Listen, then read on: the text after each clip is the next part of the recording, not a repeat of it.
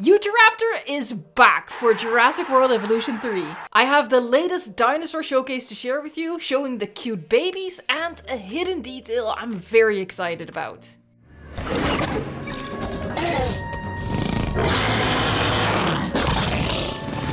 Meet the Utahraptor, one of the largest and most formidable dromaeosaurs available for your park.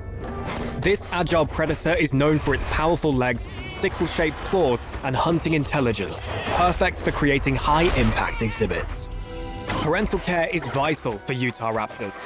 Adults and juveniles become unsettled when separated from each other. Keep them in small groups and offer secure, enriched enclosures with room to roam.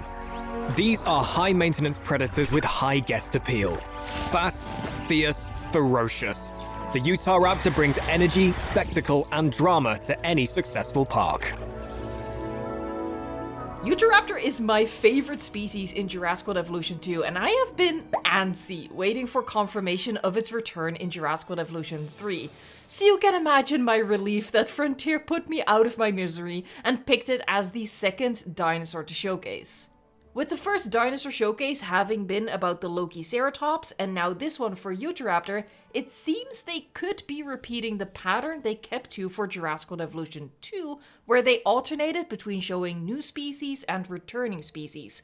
That could mean next time could be our next brand new species reveal.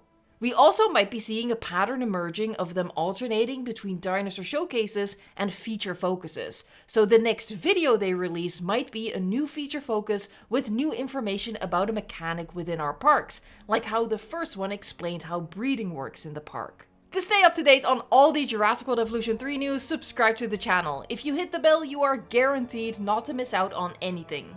For now, we can add the Utahraptor to the list of confirmed species to be included in the base game at launch.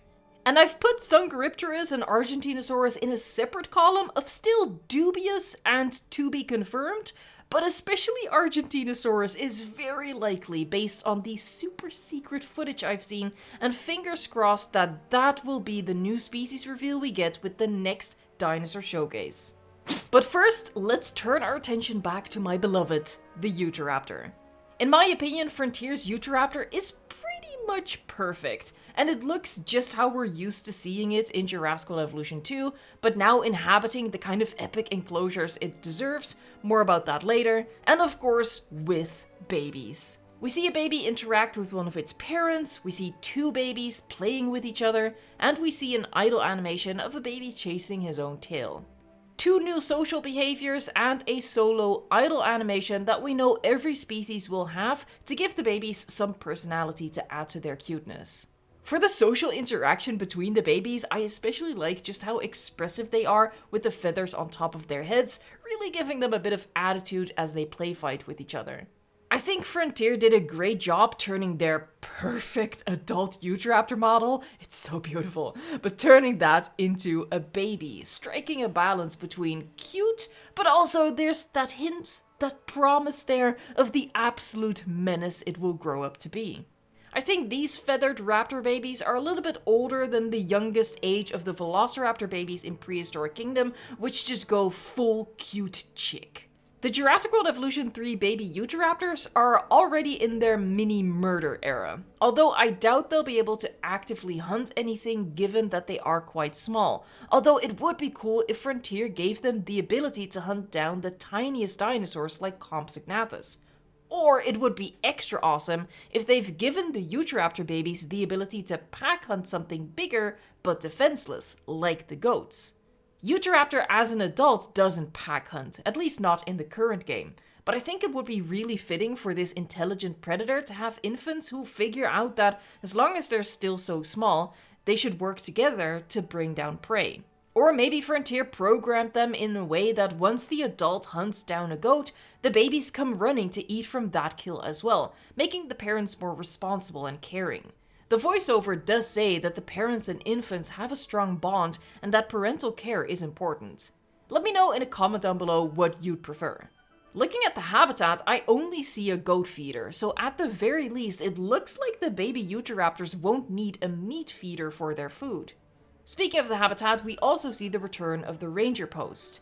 And there's a bit of a mysterious line in the voiceover that I don't want to overanalyze, I don't want to get my hopes up, but he mentions that the Utahraptor needs an enriched enclosure.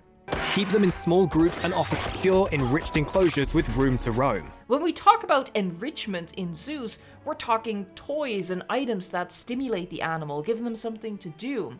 We don't see any evidence yet of that being the case in Jurassic World Evolution 3, but I'd absolutely adore it if we did get some enrichment items for our dinosaurs. We'll just have to wait and see if they actually have something like that in store for the game, but do remember that we shouldn't read too much into just these voice lines. I do want to sing the praises of how fantastic the environment looks. The new game is truly a big step up from the current version in terms of the types of environments we can create. Like I said at the start, we can build the kind of epic habitats that our dinosaurs just deserve. Because dinosaurs are way too awesome to just stick them in a fence-lined pen with some gentle slopes. Dinosaurs deserve cliffs. But before I talk about one specific detail that gets me unreasonably excited, I want to talk about this shot right here. Because in a way, it's very reminiscent of this shot of the Lokiceratops in the feature focus video, and I know that shot caused a bit of misunderstanding. When the first feature focus released, I saw a lot of people very excited about the Lokiceratops having climbed on top of a rock, but it hasn't. It's standing on the edge of a cliff built with the terrain tools, with the terrain then painted with the rock texture. And some individually placeable rocks were added to spruce up the area, but the dinosaur is just standing on sculpted terrain, not on top of the individual rocks. The same is happening here. The Utahraptor is standing on the edge of a cliff made with the new terrain tools, and it's painted with the rock texture that blends in with the placed rocks at the very edge. Now, just to be clear, I'm not saying dinosaurs definitely won't be able to climb up on the rocks. It would be cool if they can, like how dinosaurs in Prehistoric Kingdom are walking over this rock bridge that I built over a guest path. I'm just saying the shots of the Lokiceratops and the Utahraptor don't show that they can do this. There's currently no proof yet that animals, or guests for that matter, can interact with the placeable objects like that. So that's not the thing that gets me excited about the habitat specifically. It's in this shot. Because in the backdrop, we can see two tree stumps. Yes, Evo gets excited by tree stumps. This honestly shouldn't really be a surprise. You guys already know how much I love logs, so of course I love tree stumps too. Having these pieces to be able to place in a habitat just adds a bit of history and imperfection to an environment that I think goes a long way in making it look even more realistic. Plus, in a sauropod habitat, how cool would it be to place a bunch of these tree stumps to tell the story of how the sauropods are reshaping the forest within their habitat, knocking over trees as they move around to forage. I love stuff like that. But back to the star of the show. And speaking of stars, with an appeal rating of 317, it will significantly contribute to your park's star rating. I think the animal here is the female, and this is the male. The differences are very subtle. The only things I'm noticing is that the males seem to have extra striping along the side of the neck, and the neck also maybe appears thicker, kind of like they have a big Adam's apple. I don't know how else to describe it. I can't spot any further differences, but if you can, let me know in a comment.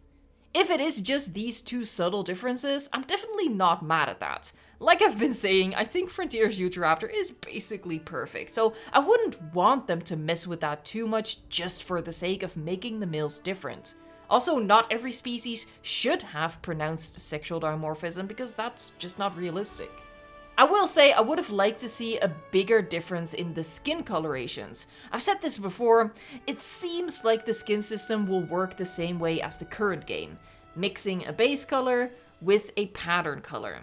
While the males do have minimally different patterns, I just would have loved to see at least one more entirely different pattern for males and for females, but that's just a personal nitpick. A disappointment for others, not so much for me, but for other people I think, is that we are once more seeing a repeated behavior from Jurassic World Evolution 2 to Jurassic World Evolution 3 in the goat kill. They are just reusing the animations. That's not a big deal to me, as the animators have clearly had to focus on giving all the babies new animations, but I know that for some people this is a big point. On a scale from 1 to 10, rate in a comment how excited you are for the return of Utahraptor, and in case you missed it, check out my breakdowns of the Loki-Ceratops showcase and the feature focus, and of course, stay tuned for more news to come. Thank you so much for watching, liking, subscribing, and until next time.